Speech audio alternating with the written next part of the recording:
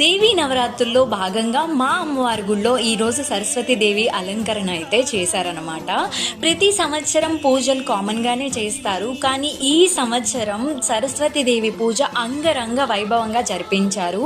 వందలాది పిల్లలతో దగ్గరుండి సరస్వతీదేవి పూజ, అలానే దగ్గరుండి 9 రకాల అభిషేకాలు అమ్మవారికి అయితే చేయించారు. ఏ టెంపుల్లోనైనా మ్యాక్సిమం సరస్వతీదేవి పూజ అంటే పంతులు గారు మంత్రాలు చదువుతూ ఉంటే పిల్లలు కూర్చుని పూజనైతే చేస్తారు. కానీ మన గుడిలో పిల్లలకి మంచి విద్యా బుద్ధి కలగాలని చెప్పి 9 రకాల అభిషేకాలు స్వయంగా చేపించాము. ప్రతి ఒక్కరికి ఆ అభిషేక భాగ్యం అనేది కలిగించామన్నమాట. వాళ్ళకు కూడా హ్యాపీగా ఫీల్ అవుతారు కదా. గుడి కట్టించిన ఇన్ని సంవత్సరాల్లో సరస్వతీదేవి అలంకరణ అయితే అయ్యింది, కానీ సరస్వతీదేవి పూజ పిల్లలతో చేయించలేదండి. ఫస్ట్ టైం చేయించాము, అది కూడా అంగరంగ వైభవంగా అయింది. అది మా ఒక్క కృషే కాదు, ప్రతి ఒక్క తల్లిదండ్రి పిల్లల్ని తీసుకొచ్చి పూజ చేయించారు.